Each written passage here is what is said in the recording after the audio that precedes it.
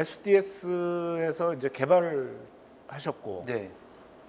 그 좀 더 어떻게 뭐 그동안 공부 어떻게 하셨고 뭐 경험이 어떻게 되시는지를 좀 설명을 좀. 저는 SDS에 입사를 소위 말하는 이건희 키즈라는 이건희 회장님께서 어떤 말씀을 하셨냐면 그 소위 소외받은 과 이런 과에서 사람들 한번 데려와 봐라라고 했고 면접만 5번 보고 삼성 SDS라는 회사를 들어갔고요. 들어간 이유는 삼성 SDS가 개발하는 회사이기 때문에 들어갔습니다. 개발자로서 일을 시작했고요. 그리고 그렇게 일을 하다가 뭔가 정말 뭔가 하고 싶은 게 있어서 박차고 나와서 사업을 33살 때부터 사업을 시작했고요. 그전에는 삼성 SDS에서 멀티캠퍼스라는 곳에서 우리 SDS 직원들에게 교육도 좀 했었습니다. 몇 년도에 그러면 나와서 참? 제가 2000년에 입사를 했으니까요. 2002년 8월 말까지 제가 SDS에서 근무를 했습니다. 아니 근데 그때쯤 되면 이미 인터넷 버블도 꺼지고 다들 정신 차리고 대기업으로 다 도망 들어갈 때인데 왜 정확하게 맞습니다. 그 다른 사람들 다 이쪽으로 가는데 왜 반대로 나왔어요? 그거는 이제 좀 뭐 재밌는 얘기가 될 것 같은데요. 그때 SDS가 한 20년 되는 회사였어요. 그리고 제가 아는 굉장히 개발의 고수라는 분이 계셨죠. 근데 그분은 정말 제가 봤을 땐 고수였어요. 근데 그분의 미래를 한번 생각해 봤거든요. 외람되지만 그랬더니 정말 마스터 PM이라는 제도가 있었어요. 그런 PM 정도가 그분의 미래였어요. 사실 저는 제가 다른 길을 박차고 SDS 들어간 그래도 우리가 삼성그룹 들어갔으면 임원 한번 돼보고 싶었던 거거든요. 근데 20년 된 개발자, 20년 된 회사의 개발자 출신의 임원이 없어. 나는 그 사람보다 더 개발을 잘하는 것 같지 않은데 그러면 방법을 달리 찾아야 했습니다. 오히려 밖에 나가서 성공해서 들어오는 게 삼성 임원하는 게 빠르겠다라는 판단이 있었고요. 또 그 와중에는 제가 순진해서 선배님이 야, 너 우리 개발실 와서 책임을 좀 져고 일 좀 해줘라고 해주는 꼬심도 있었습니다. 그럼 바로 나와서 이 T3Q를 창업하신 건가요? 아니면은 뭐 좀 하다가 나와서 그러니까 제가 7년에 사업 회사를 차렸으니까 한 5년 정도의 갭이 있죠. 이 5년 정도의 벤처에서 한 1년 있었고요. 그리고 삼성 SDS에서 강의를 좀 하고 그랬던 것이 차에 이제 2007년 1월 달에 T3Q를 설립하게 됐습니다. 근데 T3Q 처음 만들어서부터 지금까지 계속 얘기한 그 인공지능 플랫폼을 만들고 서비스하고 그걸 하시진 않았을 것 같은데. 아마 그랬다면 벌써 굶어 죽었을 겁니다. 그렇겠죠. 네. 처음에는 아키텍처, 오픈소스들을 현장에 잘 쓸 수 있도록 하는 결국은 T3Q라는 이름에서도 있지만 현장에서는 되게 비효율적인 개발들을 하고 있었던 것으로 보여요. 그래서 저는 어떤 생각을 했냐면 뭔가 표준화하고 잘 된 템플릿을 제공한다면 생산성이 나을 거다라고 했고 그때 당시만 해도 굉장히 국내에서는 잘 주지 않는 비용들을 우리 직원들이 받았죠. 그래서 그런 비용들을 받아서 충분히 우리 나름의 R&D를 할 수 있었던 것으로 기억하고 있습니다. 그럼 아무튼 그래도 지금 그러니까 회사 업력이 한 14년 차입니다. 이 참 척박한 환경에서 굉장히 잘 버티고 계신 것 같은데요. 뭐 저의 능력이 아니고요. 네. 이건 뭐 누군가가 프로그램을 그렇게 해놓지 않았나 싶습니다. 지금 뭐 같은 회사에 네. 직원들은 주로 어떤 분들로 어떻게 구성이 돼 있어요? 직원들은 저희가 4명으로 시작한 회사인데요. 4명 중에 2명이 남아 있고요. 그래도 50%가 남아 있네요. 그리고 삼성 SDS 선배님들이 저하고 같이 많이 해주고 계시고요. 그리고 또 제가 이제 학교 같이 다녔던 그 학교에서 같이 많이 합류해주고 그렇게 하고 또 한 부류는 이제 저가 한 14년 동안 사업을 하다 보니까 이제 관계를 하다 보면 그 선배님들이나 지인들께서 야, 너한테 그래도 내 새끼 맡기면 괜찮을 것 같아. 너는 믿을 수 있을 것 같아 해서 외국에서 공부했다거나 이런 분들의 자제분들을 저한테 맡겨주어서 하는 그런 정도의 축이 존재합니다. 그리고 또 이제 전문가를 제가 직접 찾아서 모시고 오는 케이스도 존재하고요. 그 지금 몇 분이나 되세요? 지금은 한 60명 정도 되는 회사가 됐는데요. 아직은 양적으로 60명이지 앞으로 가야 할 길은 아주 멉니다. 그러니까 소프트웨어 업체로 네. 60명이면은 굉장히 큰 규모 아니에요? 국내에서? 작은 기업은 작지는 않은 것 같은데요. 실제로 몇 명이냐가 중요한 게 아니라 그 인원을 가지고 무엇을 하고자 하느냐가 중요한 것 같습니다. 근데 이제 우선 그 뭐 인공지능 얘기도 있지만 소프트웨어 산업이 건설 산업하고 비슷하다. 이런 그러니까 굉장한 뭐 하드웨어 구조도 있고, 그죠?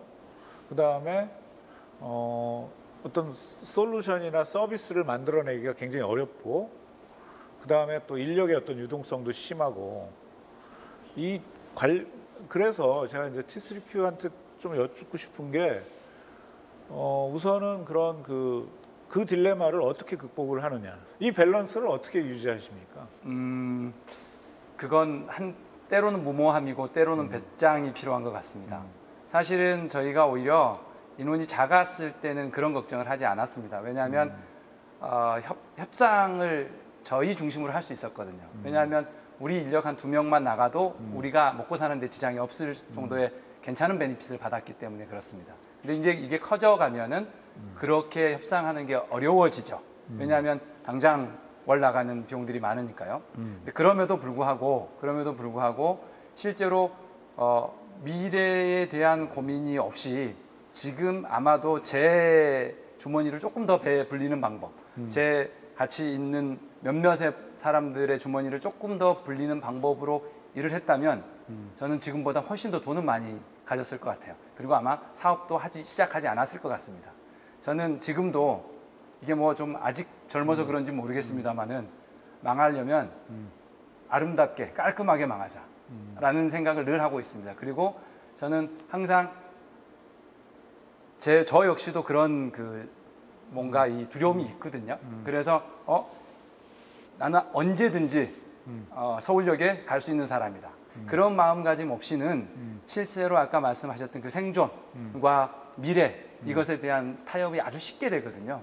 그렇게 되고 또 한국 사회에서는 잘 아시는 것처럼 굉장히 그 판이 확정적입니다. 나라는 시장은 작고 판은 확정적이라는 말은 무슨 말이냐면 대기업이라든지 큰 연구소들이 이미 판을 다 정리하고 있죠. 그러면 이건 자기네들 땅인 거죠. 그 땅 안에서 결국은 줄을 서야만 먹고 살 수 있는 그런 구조입니다. 그러다 보니까 혁신이라는 건 생기지 않아요. 줄 잘 서면 돈을 벌죠. 그런데 그 비즈니스는 언제까지 됐었냐면 기술의 그 사이클이 한 3년, 2년 됐을 땐 충분히 가능했어요.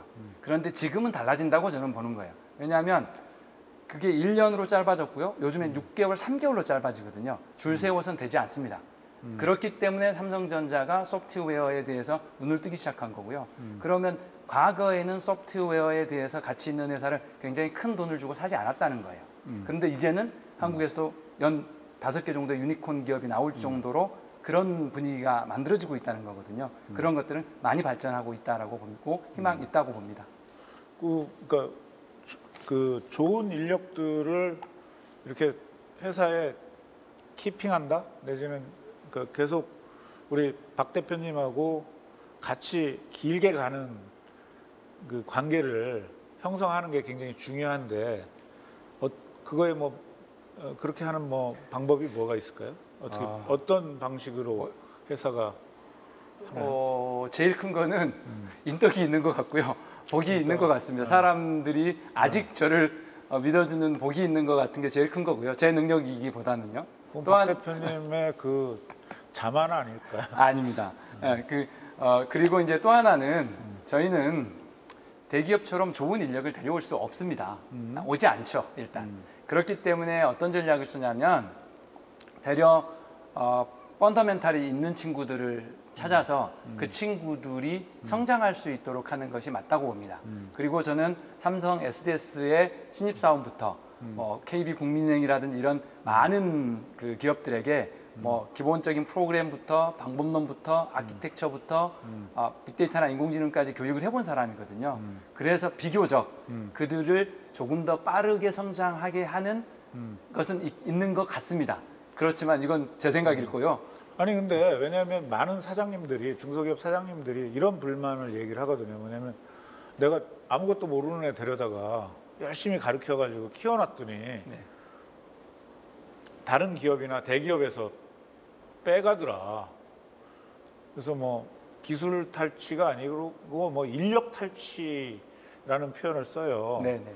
일할 만하게 되면 또 회사를 떠나고 그런 경험들이 많거든요. 일반적으로 중소기업에서.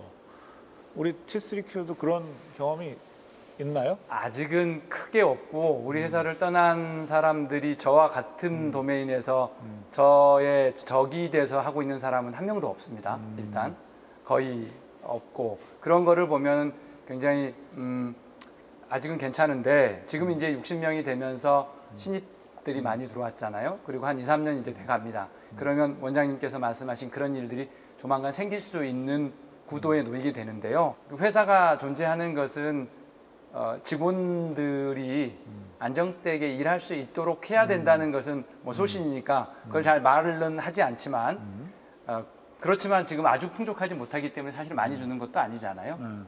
우리나라의 많은 중소기업들이 사실은 그러니까 특히 내가 잘 키워놨더니 다 도망간다라고 하는 사장님들이 어떻게 보면 그 믿음을 직원들한테 못 주기 때문에 떠나는 거다. 또 이렇게 얘기할 수도 있을 것 같아요. 그 양면이 있는 것 같은데요. 분명히 그것도 있을 것 같고요. 또 그럼에도 불구하고 뭐 떠나야 한다면 그분이 잘 되기를 바라야 되는 것 같고요. 또 사실은 그렇거든요. 그렇게 떠난 직원들이 늘 걱정해 주면서 또 일을 가져옵니다. 우리한테. 그래서 그 떠나는 것이 당장 떠나는 건 아프지만 저도 직원들을 보낼 때가 제일 아프거든요.